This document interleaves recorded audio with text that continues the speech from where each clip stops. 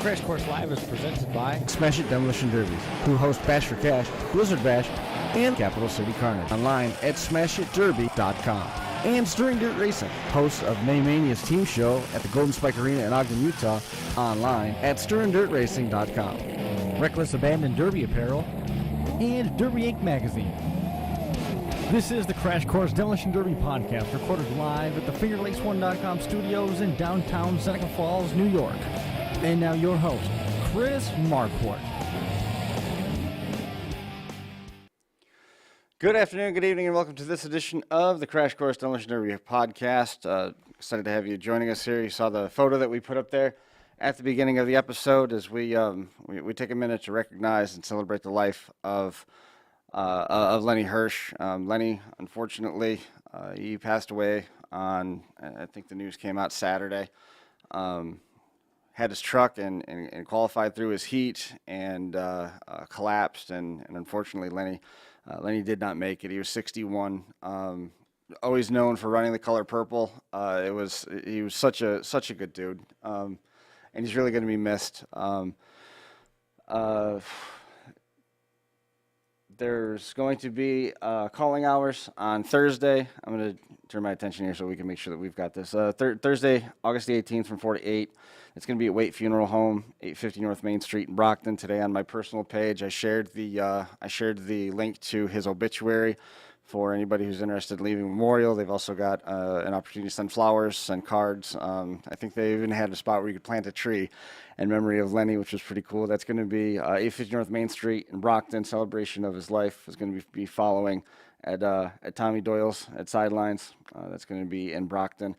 Lenny was a custodian at Dighton Rehoboth Regional High School, and before that he was at Southeastern, demolition derby driver for ages.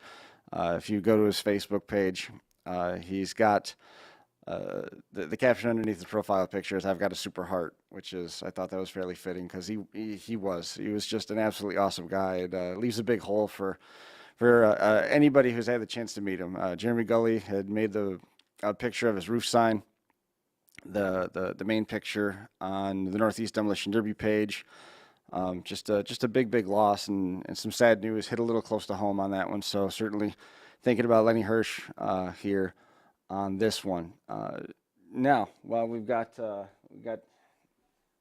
of the tougher part of the day off to the side, we're turning our attention now to Adam Foushee and Foushee Speed and Fab. Hopefully we've got everybody. Adam, we've got Jeremy Gard, and we've got Trevor Pedtke waiting in the wings. Can you guys hear me all right? Yeah, I can hear you. Excellent. So, we get that set. Try and dial that back just a whisker. Adam was breaking some news a couple weeks ago that he was going to be taking over DEC headers and is going to be making headers, and was working on some other stuff on the side, and now that is all come and fallen into place. Adam has sold the header business off to Trevor Pedtke and is in the process of taking over Gard Speed Shop. I mean, this is a pretty interesting twist to the process, and I think a lot of people are going to be a little bit surprised by this, but it's a pretty exciting time to be a demolition derby driver, I would say, Adam. Yeah, I told you guys the other day, or probably 3 weeks ago, that I had something I'd been working on first, and Jeremy and I have actually been working on this for several months now, and I actually was just looking for a little something else to fill the time, and I contacted DEC, and that worked out. And I went up there and learned the process, and we made a deal, and I got it all back to my shop and talked to you guys, and my phone has not stopped. And I just I quickly realized that it was more than I could do if I was going to do Gard Speed Shop. Right. And that's what I'm passionate about. Jeremy and I have been friends for years. I've ran his engines for years, had a lot of success with them. And I'm just passionate about doing that more so than I was about the headers. I wasn't feeling you guys full the other day when I said I couldn't wait to build headers and serve you guys. But at the same time, I just couldn't give DEC headers the attention it deserved. And right.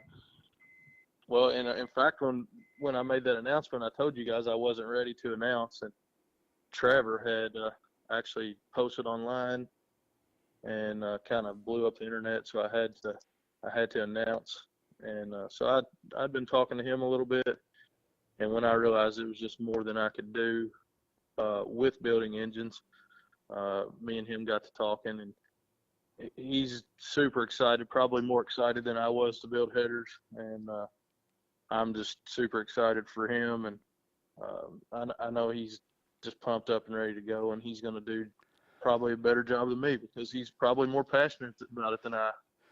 And so my next chapter is going to look at building engines, and that's what I'm excited about. Isn't there something novel, something that you can get really on board with in terms of taking all the boxes? You open up the intake over here, you open up the heads over here, you got the gaskets, and you've got to make sure that your pistons are right. And in the process of getting all those different elements together, they go inside of this one steel case, and then you add the carburetor and the fuel and the mix and all these parts and pieces work in harmony to create something, and you have that at the end of the day, when you're done with that engine project, you can take all these different boxes and everything and say, this is all one piece now. And it's a power plant. It takes all of these different pieces from nothing and it creates something. And that's something as a fabricator and as somebody who's dabbled with those engines and stuff, it seems like that's something that is going to hold your passion a little bit more on the long term, I guess you could say. Yeah, and I just think that not that building headers isn't fulfilling. I mean, that's going to be an awesome business, probably more than Trevor can keep up with by himself. I see really quickly he's going to be hiring help. I just feel like at the end of the day, when you put an engine together, you put it on the run stand, you start it up, it's just so satisfying. And then to watch your customers run them engines, win derbies with them, it's just something I got a passion for. So Trevor was owning a business to stay within the demolition derby world, something that was also on your radar, something that you were trying to find your way into. Yeah, I've been looking to get something extra for a long time to help just fill a time like Adam was talking about, and another supplemental income. And I've been derbying ever since I was a kid. My dad ran a bunch of derbies, and it's been part of my life for ever since I can remember. And DEC, they had a good header, quality price, and they had a unique sound. And I'm pumped up to be able to build them and keep them coming to the derby world. And that's one of the things with that header deal is there's so much put into the sound. Everybody loves it when somebody can sail down the track and throw that V8 wide open and it just screams the whole way down the track, and that's the kind of thing that helps sell headers. No question. You can have the best power plant in the world, but if it doesn't sound good when it's making those hits, nobody's going to be asking any questions. Nobody's going to be talking about it, right? Correct. So, Jeremy, this has been something that's been in the works for a little while, and I'm glad that we're on the phone and having this conversation after you were sick there for a little while. Is that something that's been in the works for an extended amount of time? Were you looking to break away from engines for a little bit and focus more on the family? I think I've done this for probably 10 years that I slow down. Yeah. It's been, being in the hospital, being sick, I'm not where I was 6 months ago health-wise. Sure. My lungs are about 75% of the capacity. So when coming home from work, working 12 hours at a regular job and going to shop for the next 4 to 5 hours, doing that 3 or 4 a week and on the weekend, I just don't have it. It just kind of pushed my decision. But it was always thing, right? You got to trust who you're going to sell it to. You got to know they're going to do a job on what they're doing at the time. And showed me that he's, capable of doing this and passionate about it. I'm confident he's going to do a good job. The good thing, he's going to do it full time. Mm-hmm. So he's going to be able to service the customers better. I think in the long run, it worked out better for everybody. In terms of it being full time, it was a side gig for you for a long time. Successful side venture at that. Very, very. But by the same token, it put you in a situation where you couldn't necessarily have any real inventory because you had a backlog of orders for a continued for an extended amount of time. I know Brian has always joked, so to say, that he wants to get a Mopar engine or something along those lines. But in all seriousness, there's no reason to really even worry about that kind of stuff because you've got this long list already. Is it going to be something where you're going to continue on and take care of some of the orders while you work on trying to build up a little bit of inventory out of Adam's shop? Or are you going to stay involved with this in some way? Yeah, so I'm going to stay involved with that as long as he needs, obviously. I'm not going anywhere. I'm still going to, take care of customers. But new builds, orders are going to ship to Adam. Mm-hmm. I'm going to focus more on research development, coming up with Nice. new things. Maybe building Brian's Mopar engine he's been asking me about. But that's kind of moving forward, is just to feed Adam everything. Assist him where needed and talk to customers. But like I've probably told 15 people this as of last week. I just want people to be comfortable with the fact I'm not leaving. I'm not just going to hand it to Adam and walk away. My name's on. He's a good friend of mine. I just want to see him succeed with this. Adam, does the Gard name stay on this, or is this going to be adopted into Foushee Speed and Fab now? Well, it'll be the same product as Jeremy puts out, and as he helps with research and development, I'm sure some things will change as things never stay the same. But it's going to go to Foushee Speed and Fab. But I do assure you guys, it's the same product. I've been working with Jeremy. I've been in his shop. He's going to be in my shop here in the next couple weeks. It's the same thing. And like Jeremy said, he's going to stay on board with me. Mm-hmm. It's not going to be Jeremy just walks away and here's the new guy. So all the existing customers should feel very comfortable that Jeremy's not leaving. And until he feels comfortable that everything I can do without any questions asked. So he's going to stay on board and assist me. I'm going to do the building and handle all the new builds, handle all the rebuilds. But Jeremy's not just going to disappear. Excellent. And then for Trevor, when we were talking with Adam a couple weeks back about the DEC headers purchase, that was going to be essentially full-time and probably looking at adding a little bit of help. Trevor, is this going to be more than just a side gig? Is this going to end up being full-time for you as well? At the rate it's going now, with the way Adam was getting pre-orders, it looks like it will probably fulfill more of the time than I thought it was going to. Mm-hmm. I was going to try to work still full-time job and then do this on the side, which I will for the first couple of weeks until I get everything off the ground and running. But I'm going to work as long as I have to get these headers orders filled and keep everything going. I don't want to get behind. I don't want to make people wait. I want people to be able to get the same header that they got from DEC just as fast as they got from DEC with the same quality and same sound.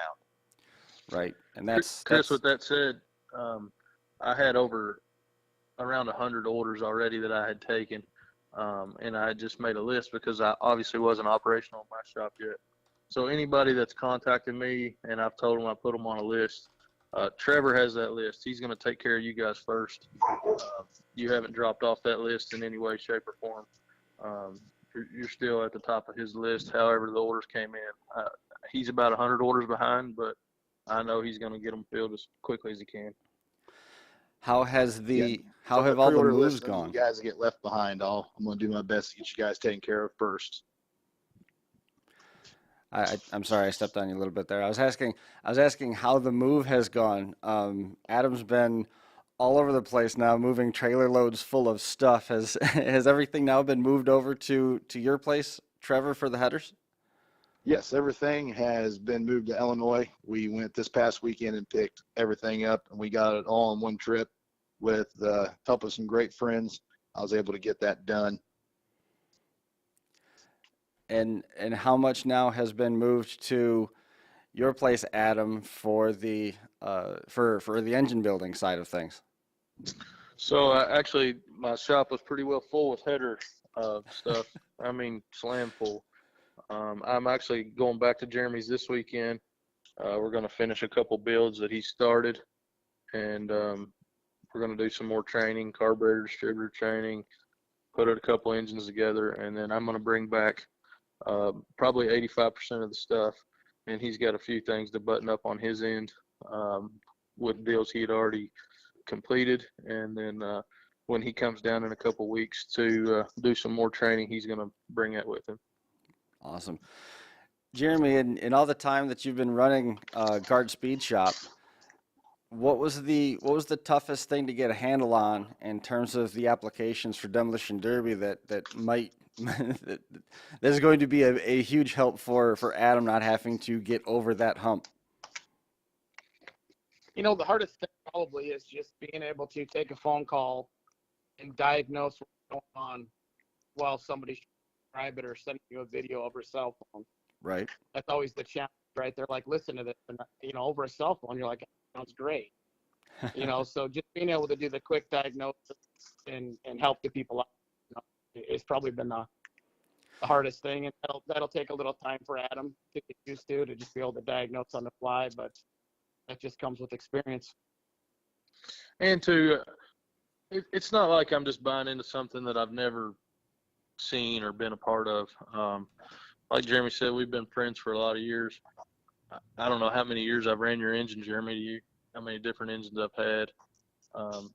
But I've been successful with his engines. I've ran a bunch of them for a lot of years, and I'm familiar with them. If there's something that needs fixed, we fix it. There's always this chase for blocks. What is the climate like now for the engine builders trying to get their hands on usable blocks and finding them? Are there still diamonds in the rough out there to be found in terms of the cores, and what has that market really turned into with the crate engine program that has sort of sent a bunch of blocks out of some of the sportsman racing stuff around the country and put some of those into the equation? It's getting blocks has always been a challenge. Mm-hmm. But I just stay, most of my blocks come from customers. Mm-hmm. I'll just ask them. A lot of them, run junkyards or know people that run junkyards, and of course, Brian Hanger, Jimmy Foster for years. The Psycho Jimmy Derby parts, they round up blocks for me. Blocks have never been the issue. Lately it's about everything else.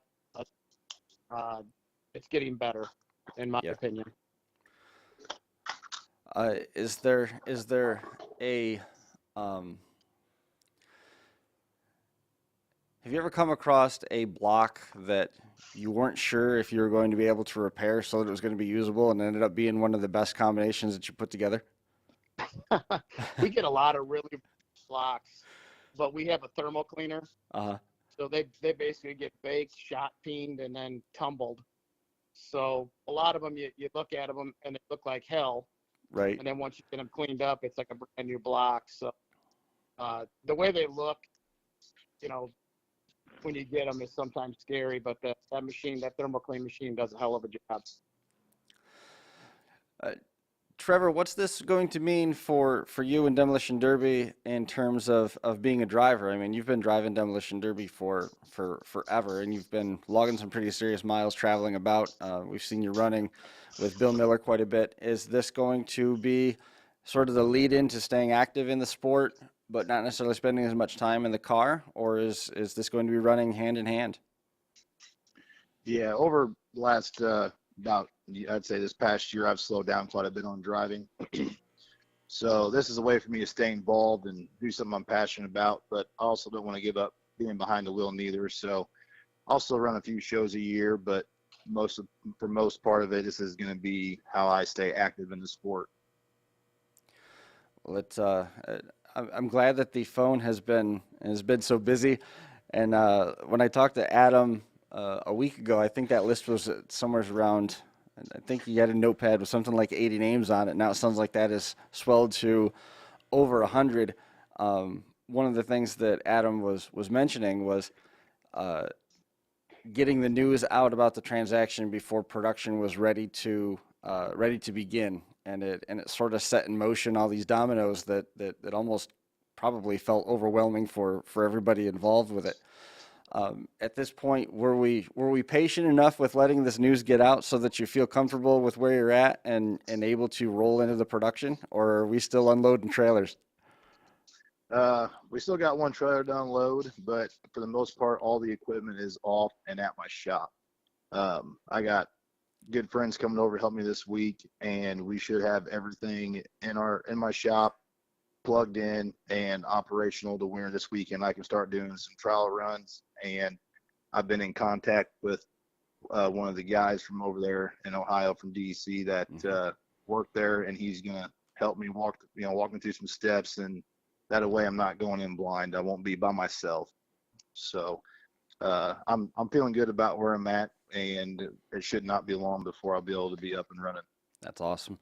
How about for you, Adam? Kind of the same situation when we talked last time. It was the news was ahead of where the shop was. Now we've had a little bit of time for everything to settle and stabilize. Where are you right now in terms of the production flow and the workflow, so that the system can continue to feed without much interruption? Well, I've already started ordering parts, and I have some parts here, parts on the way. One thing about the header business versus the engine business is there's a little more lead time. Guys call for headers, they want them yesterday.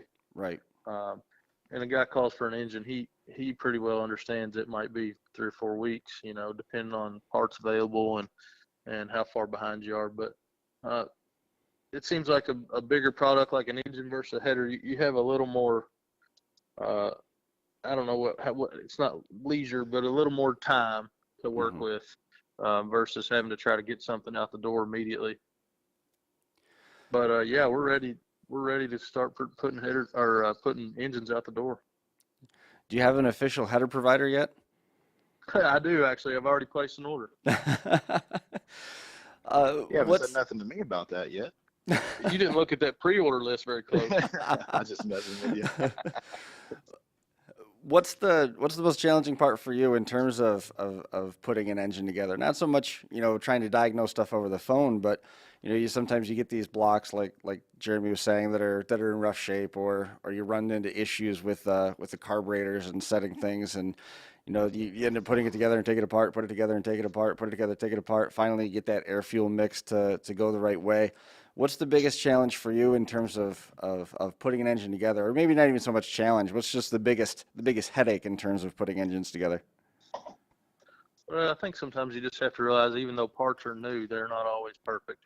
Right. And you can't just put something together and think, well, it's new parts, there's no way that it don't work properly. Sometimes that's the case. I think one of the biggest challenges is getting the consumer to trust you enough that when they get their engine, you say, carburetor is set, the distributor is set, that they don't go home and start cranking the distributor around or trying to turn the carburetor up a little bit.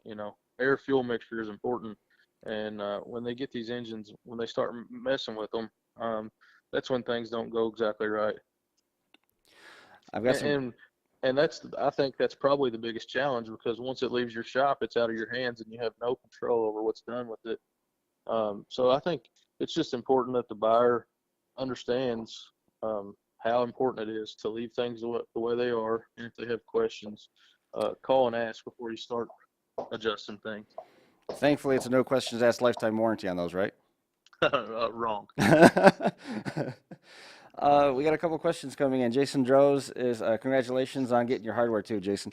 Is DEC is that product going to still offer the Poly 318 headers? 318 Chrysler headers? Yeah. Yeah, so all the headers that DEC made, I do have a list of all those. Okay. Sorry, my dogs like to bark at people That's driving by.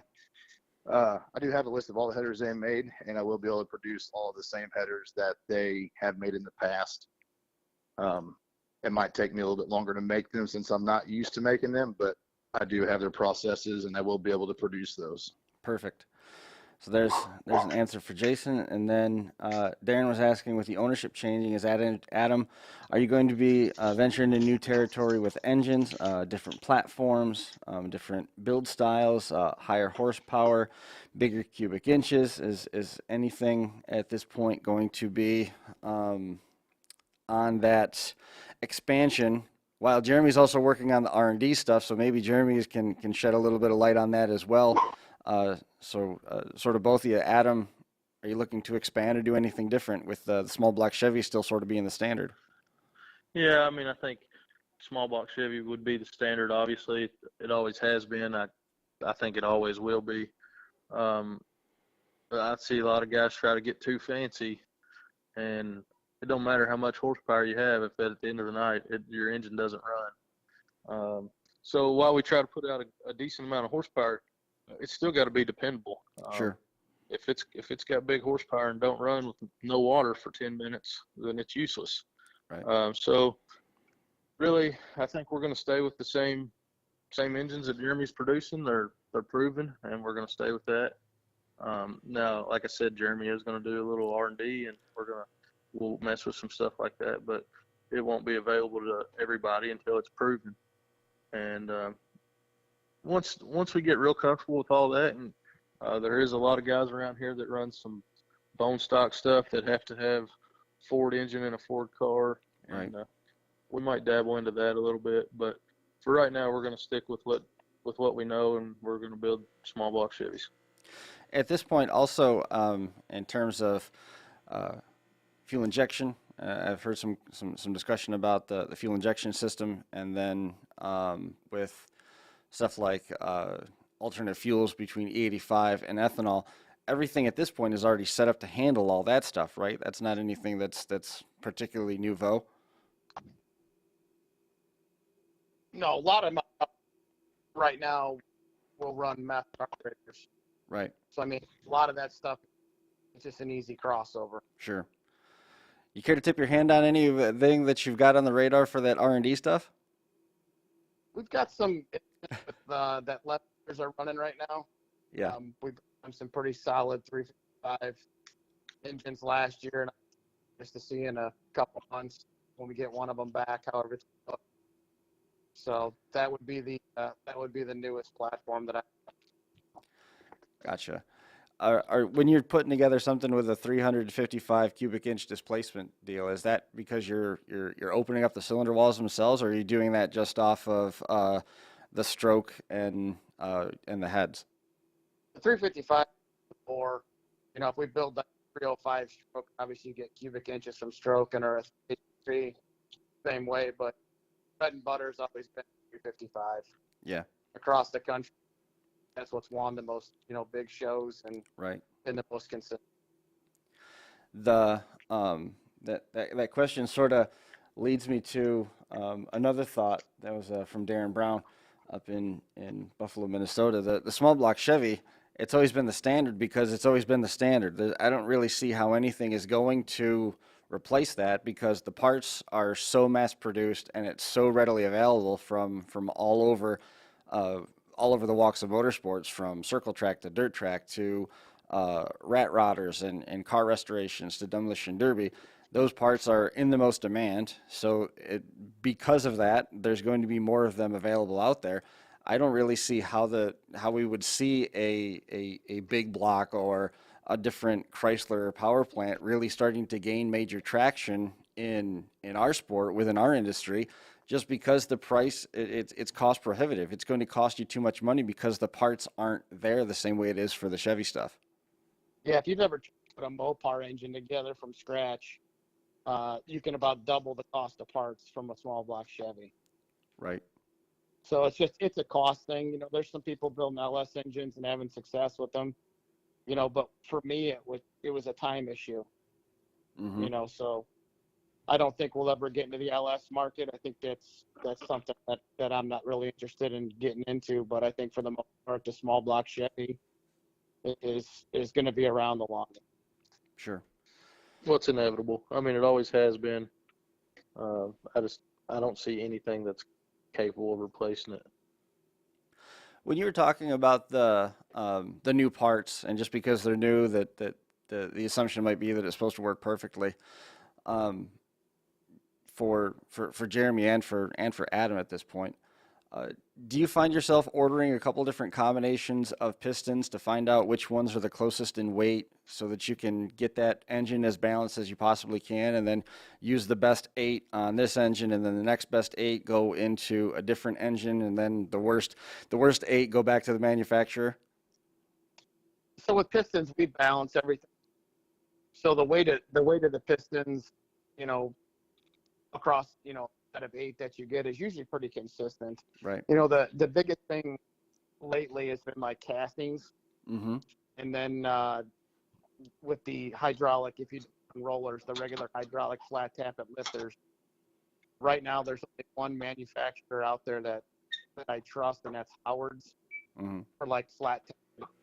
There's so many lifter failures over the last 2 years, and flat tappet, I don't even build them right now. Yeah.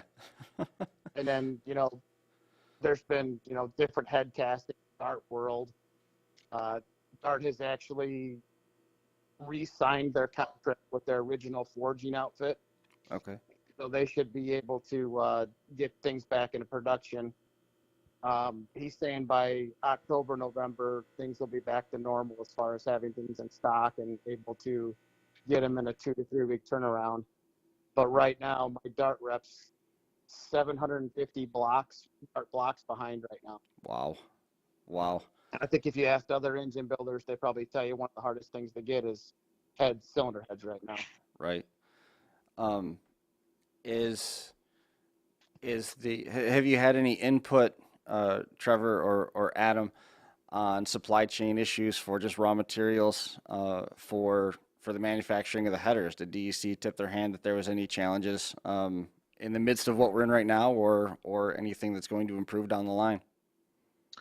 No, I talked to when I picked it up. They said right in the midst of COVID, they had a little bit of trouble getting pipe, but it's back to normal now. And I've talked to their vendor. They gave me their vendors, actually a couple vendors, and they were ready to ready to deliver pipe that week. They said hey, we come through there every Wednesday. We'll bring you tubes.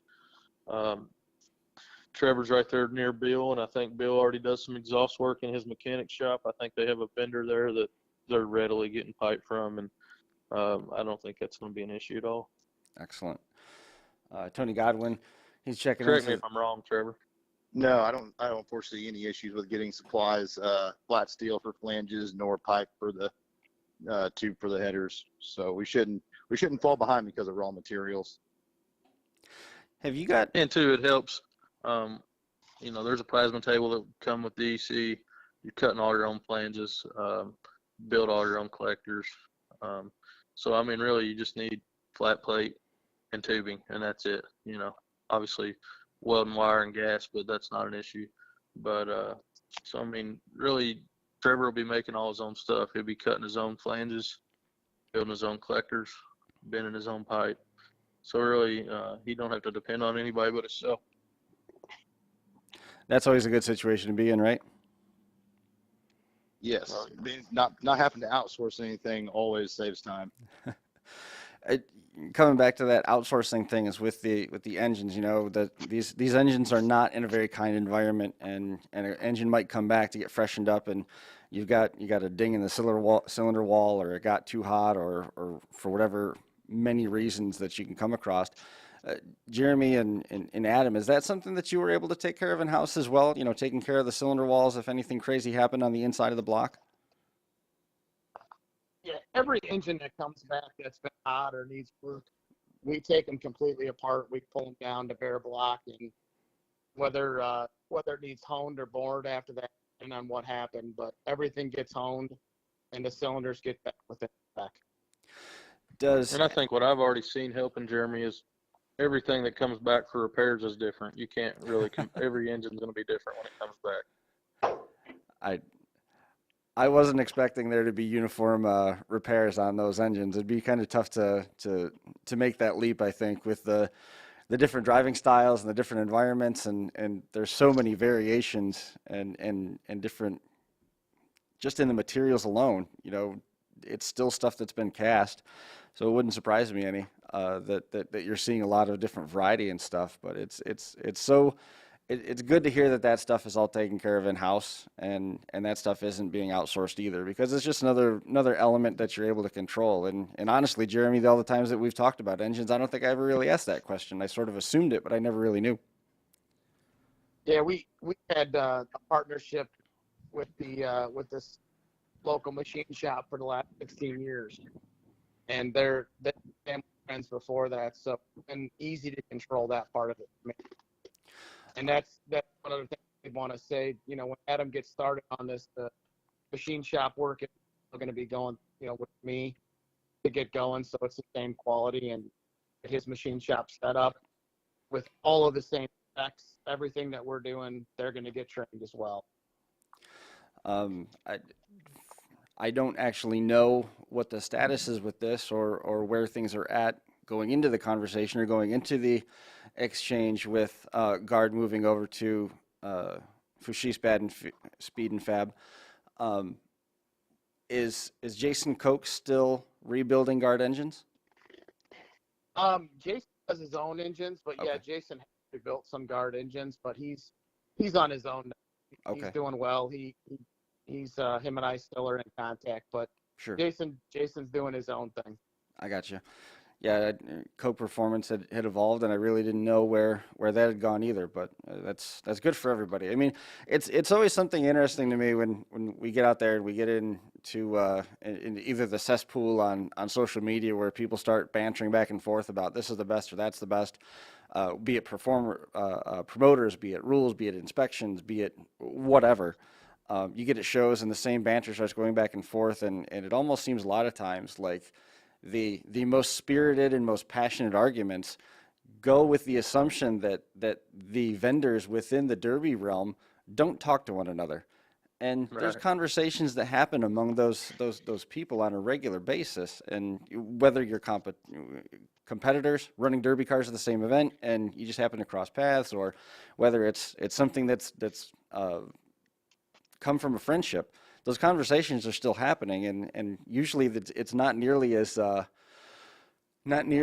passionate a competition among the businesses as it is among their supporters out there in the field. Well, I said it with headers too. I mean, there's more than enough to go around. There's no, while I was getting the header business together, me and Jeffy, we talked several times, a couple times a week, and he called me today, and we talked about Trevor, and he's anxious to work with Trevor, Mm-hmm. and there's plenty to go around. I would like to maintain a good relationship with Jeff Collier and anyone else that builds engines. There's no reason not to. Right. I mean, how about for you, Trevor? I mean, have you experienced any of that stuff? Not yet, but getting in the header business, I don't want to take anything away from anybody. There's plenty enough to go around. Same with in the previous months. I mean, for Derby, and I was building trunks for people and a few small builds, and there's plenty of people doing that stuff. So there's enough to go around for everyone. And I don't want to, make anybody feel like I'm going to try to put them out of business. I'll work with anybody who wants to work with me. I'm a pretty easygoing guy. That's awesome. I always like it better when everybody's on the same page and working together and kind of cooperating, because ultimately at the end of the day, we all want to make the sport better. We all want to leave it better than we found it, and it's nice to have that sort of dialogue and that maybe some friendly competition, some bragging rights down the line, make for some fun Facebook posts that you can say, hey, our cars, our engines won X amount, our headers won X amount, whatever. But at the same time, there's so much going on, and I think it'd be just about impossible to get a full head count on how many drivers are participating in Demolition Derby year in and year out, because it's so widespread, and there's pockets of derbies that we don't even know about. There's drivers that are out there showing off in front of their hometown fans, and we don't even know that they're out there. The engine business at this point, the engine side of things, if I'm remembering correctly, has been focused almost solely on big cars up to this point. Are you going to be keeping that focus? We talked about the 350s and the different designs and stuff.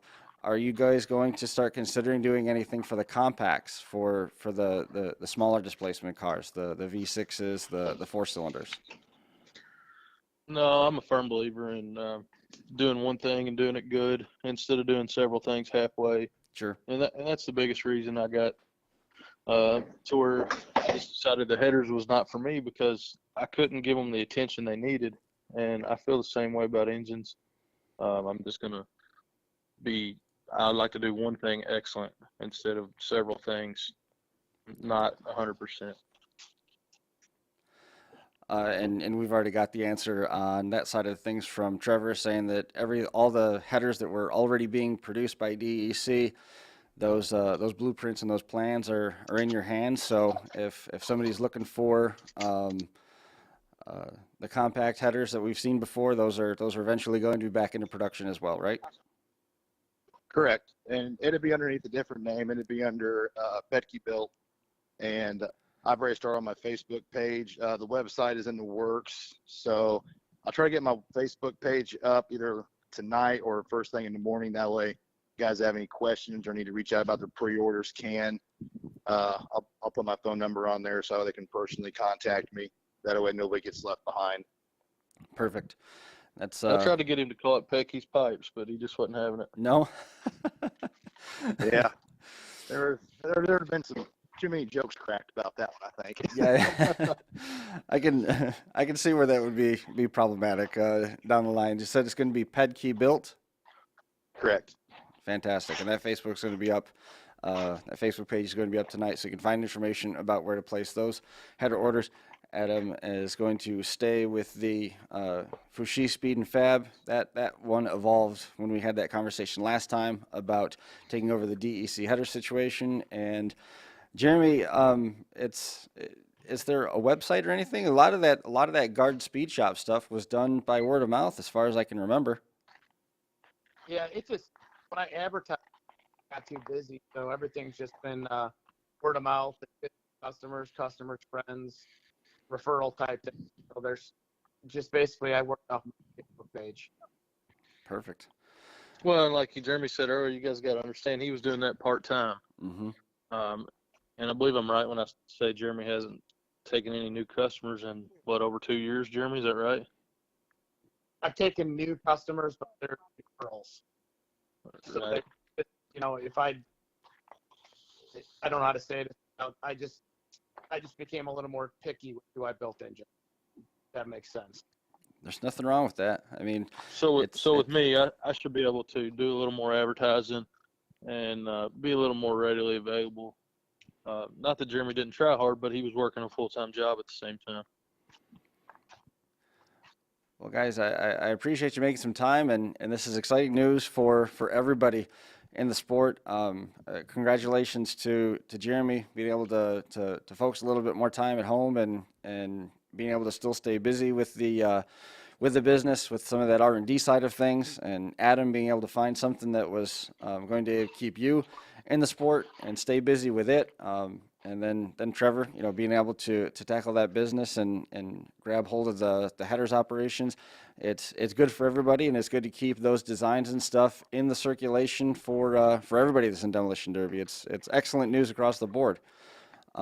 Is there anything that we might have missed as we were kind of talking about all these different topics at the same time?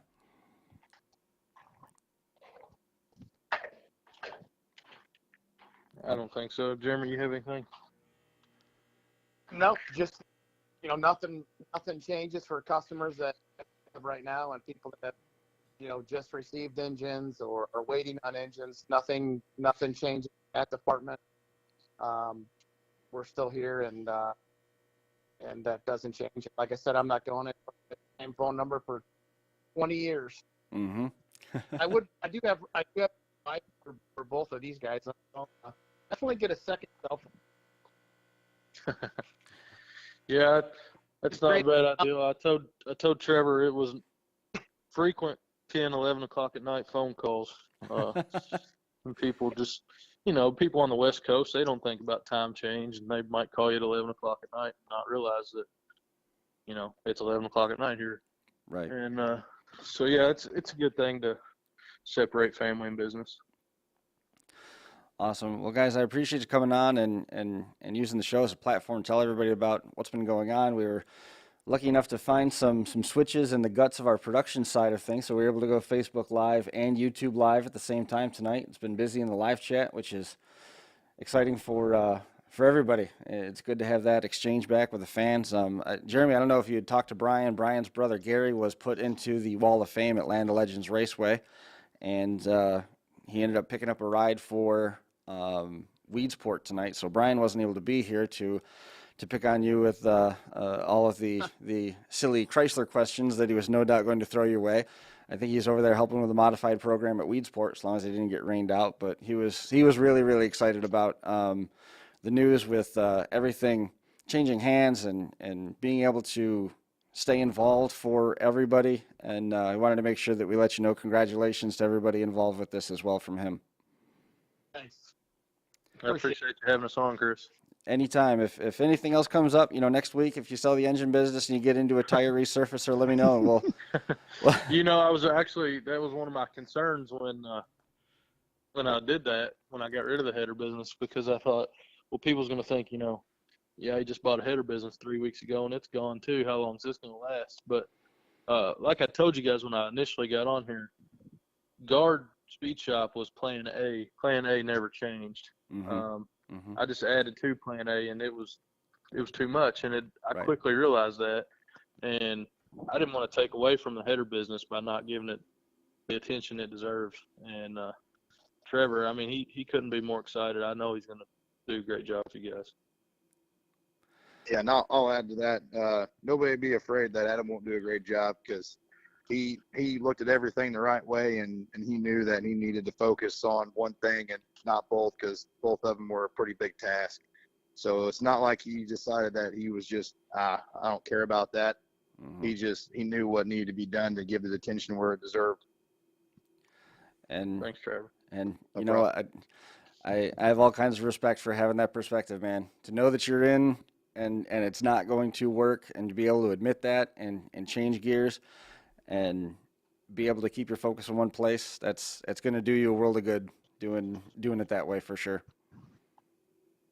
Well, and too, the engine business and the header business are two totally different things. You can't be building engines in here in a shop where you're grinding and cutting and got all this dirt and nasty in your shop. So it was going to require me to build another room on my shop to build engines in, a clean space, and it was just going to be a lot more to it than just having a shop with the engines on one side and headers on one side, and making the customers wait twice as long as they're used to waiting on a set of headers because I'm building an engine today. It wasn't fair to the industry. For sure. Well, guys, I really appreciate you coming on and checking in with us. We'll be talking again soon, I'm sure, just to see how everything is going. Jeremy, keep staying on that road to recovery, and look forward to seeing you soon someplace. I don't know where, but I'm sure we'll run into each other. And Trevor and Adam, man, keep in touch. Let us know how things are going. Thanks, Chris. Thank you. You bet, guys. We'll see you later. Thanks, Chris. Thanks a lot.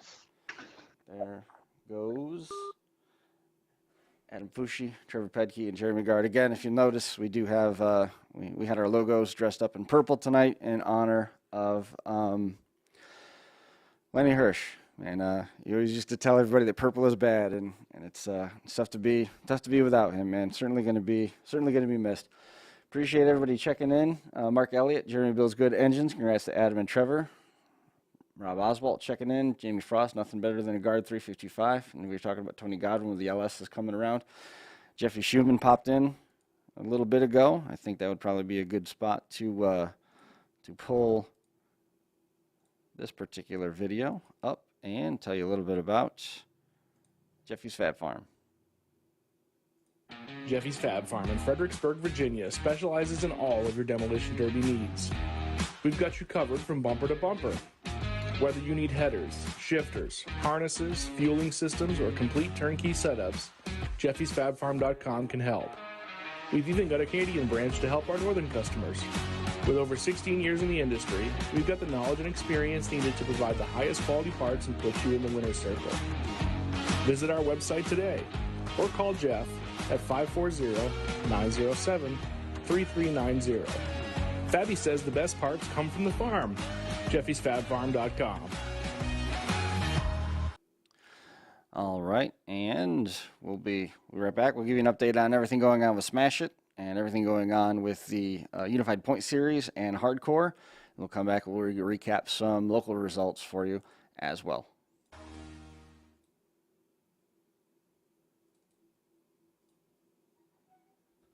The 2022 Hardcore Tour will continue through this month. One more event for them this month. August the 19th is Washington Warzone's second day. That's Washington, Pennsylvania. Night 2 is going to include the Hardcore Compacts, the Hobby Stocks, the Minivan and SUV class, and the Power Wheels.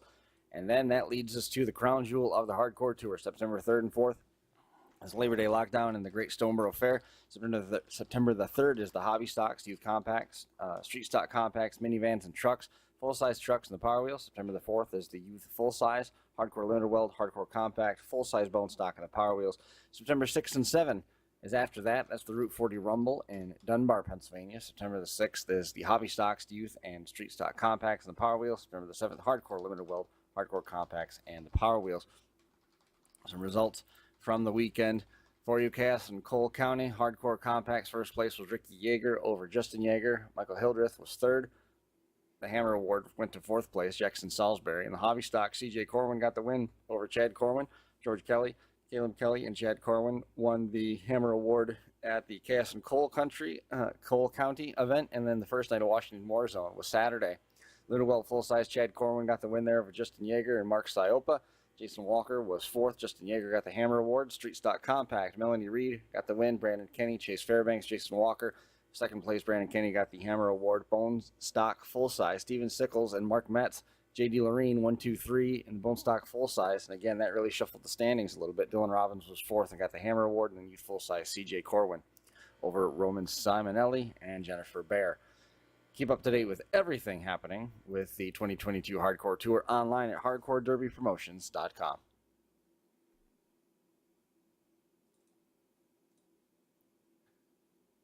The Unified Point Series was in action. They had Washington Warzone over the weekend. Out in front, J.D. Lorene is hanging on by 4 thin points. He is leading the pack as Steven Sickles tries to gain a little bit of ground here. He did so, 100 points for second place. He's within 4. That's a second place finish coming up with only a handful of shows left. Ty Richards still sits up there third. Don Santel, Bill Miller, Trevor Jones, Cody Klumke, another mover. Mark Metz moving up to 8th, 40 points. He leapfrogs Scotty Drevenek for 8th. He's back to 9th with 35 points. That's Scotty.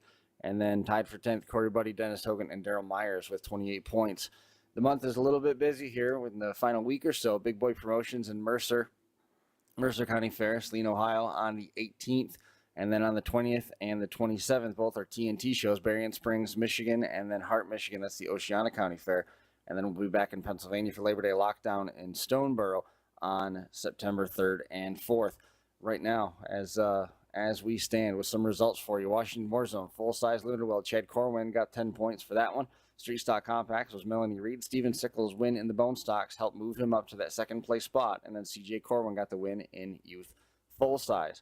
On the virtual unified side of things, no changes in the points. We had a couple events canceled in the last week or so. So Full Throttle, Misfits partnering with Hardcore to put together Labor Day Lockdown in the virtual realm, September 2nd and 3rd, and then Street Stock Showdown 3, Vito 324 Gaming on September the 24th is going to bring us through next month. Nothing else planned so far through the balance of August. Stay up on all the action with the Unified Point Series, and you can keep track of the schedule again. There it is once more on the ME527 Unified Series, ME527UnifiedSeries.com.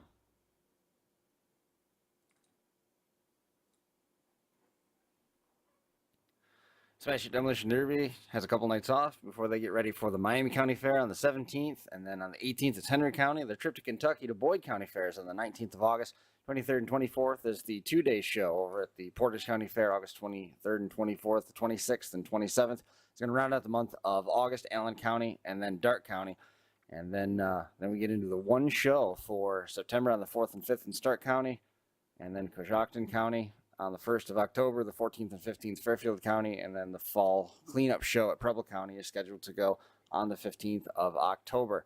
Some results at Ross County Pro Stock class. Tim Lyons got the win. He's from Clarksburg. Pro Stock Mini was Brandon Pinkerton from New Vienna.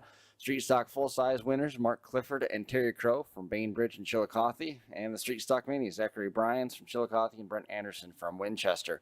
August the 12th was Champaign County. Smash It full-size. Michael King from West Liberty. Pro Stock Mini was Ethan Funk from Sydney. Street Stock Minivan and SUV was Frank Christian from Sydney.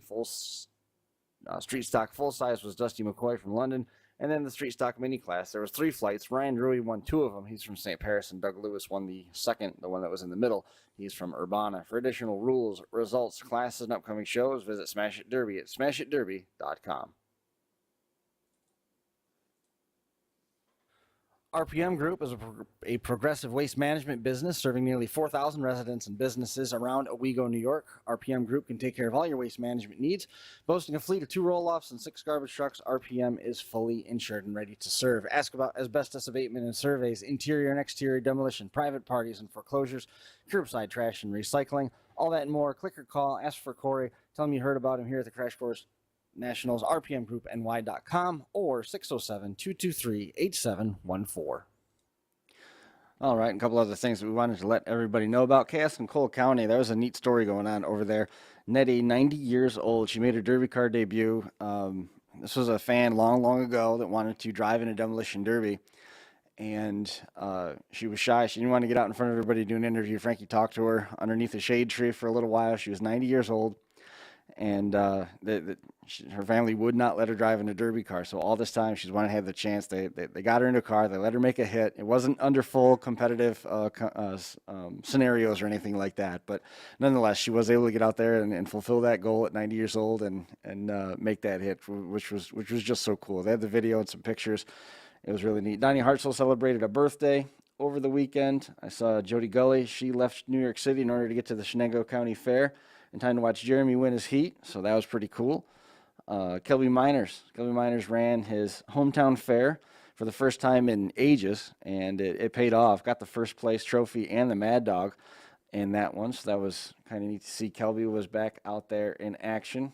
We talked a little bit about the virtual side of things. Kelby's been active with that. Ryan Deveroy was in the chat here a few minutes ago as well. Billy Bowman, which is Brad Bowman's brother.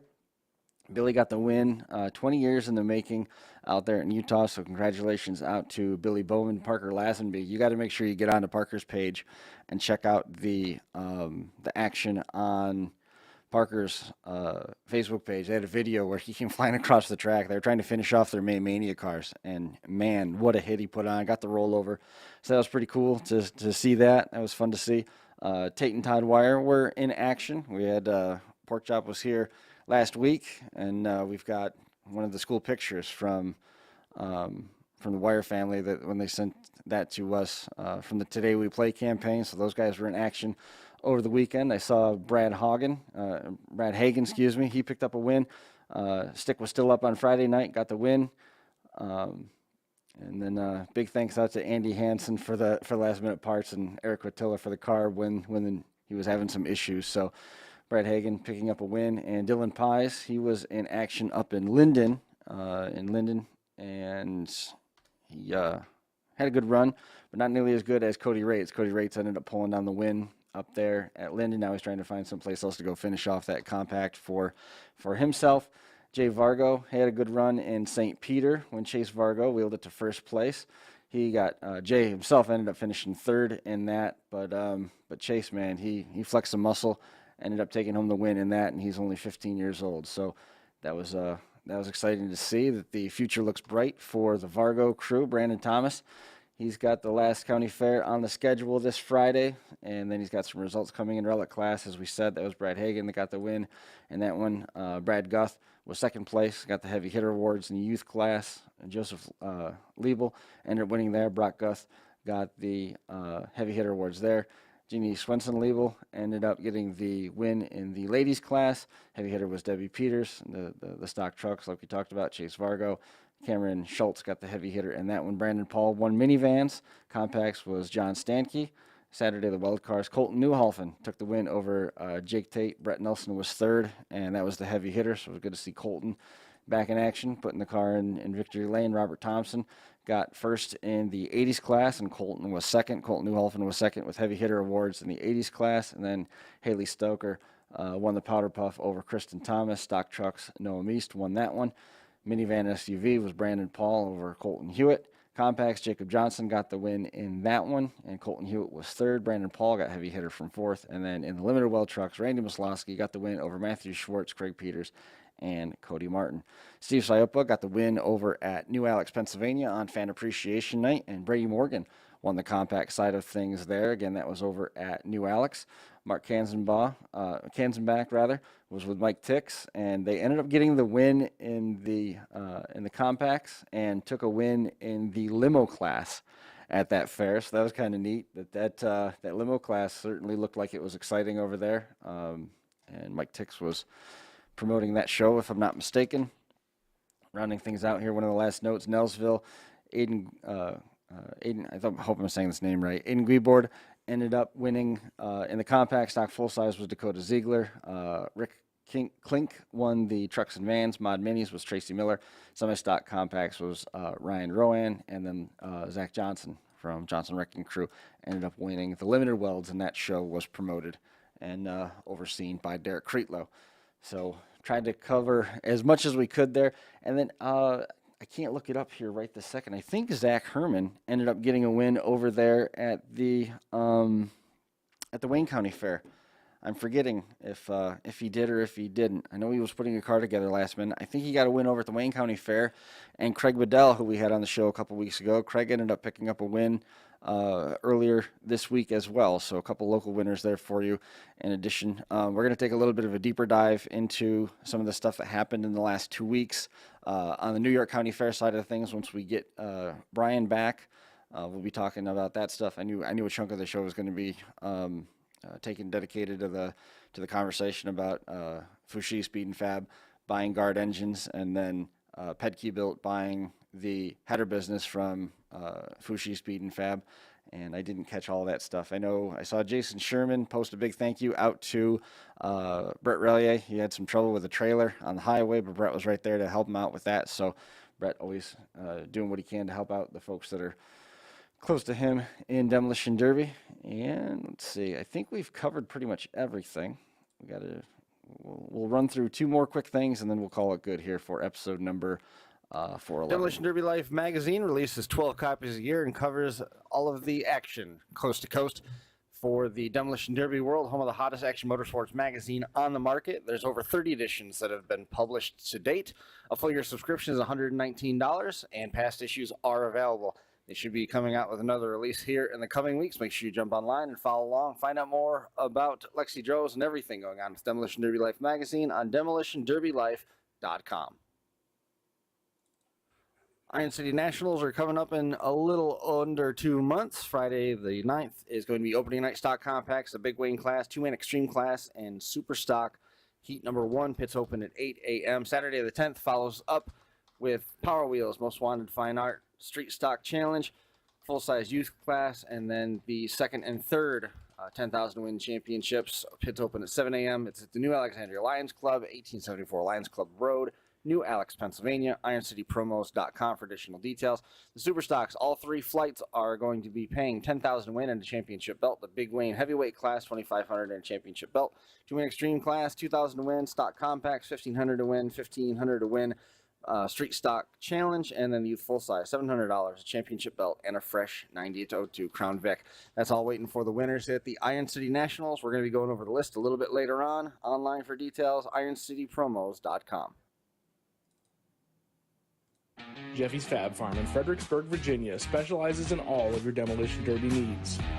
We've got you covered from bumper to bumper.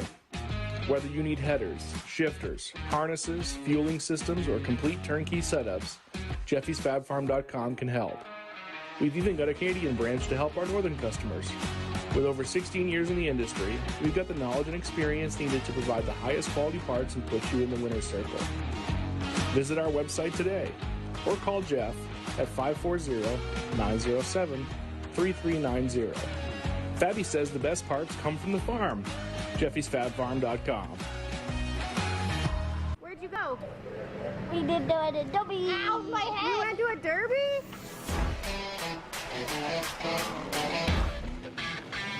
Hey Derby World, this is All For Him Racing Videos, where Derby never ends. We have people come up and ask, what is All For Him Racing Videos? And the answer is a YouTube channel dedicated to growing the sport of demolition derby in a positive and fun way. Our passion is to show the next generation the sport and capture the memories for generations to come.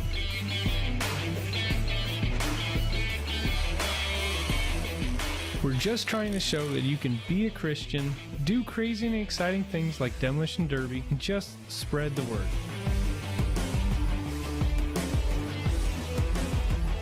We have traveled all over the country filming events, all while meeting many great people, hearing amazing stories, seeing the passion for this sport, and falling in love with the derby community.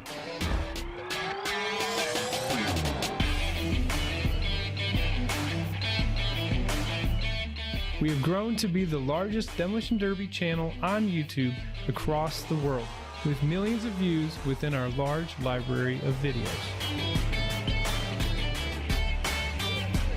We love what we do and can't wait for what the future has in store. We always want to be a place for positive, exciting, and action-packed derby videos.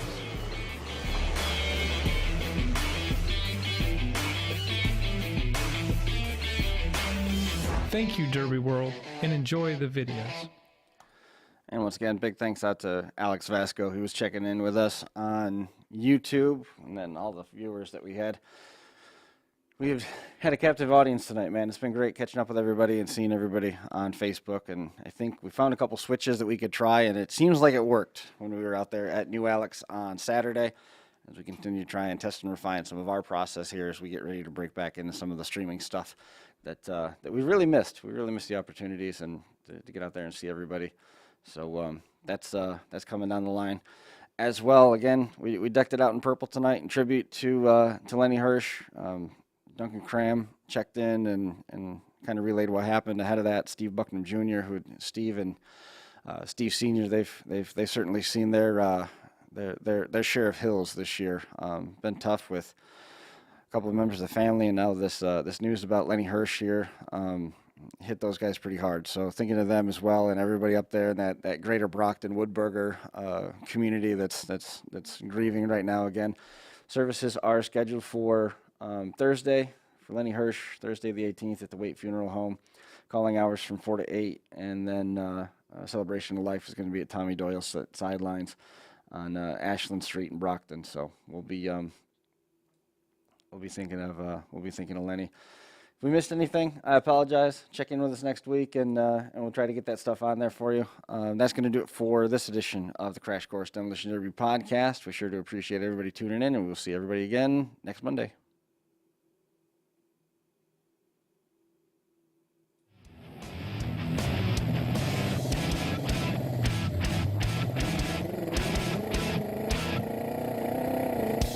Crash Course Live is presented by Smash It Demolition Derby, who host Bash for Cash, Blizzard Bash, and Capital City Carnage. Online at smashitderby.com. And Stirring Dirt Racing, host of May Mania's team show at the Golden Spike Arena in Ogden, Utah. Online at stirringdirtracing.com. Reckless Abandon Derby Apparel, and Derby Inc. Magazine. This is the Crash Course, recorded live at the FingerLakes1.com studios in downtown Seneca Falls, New York.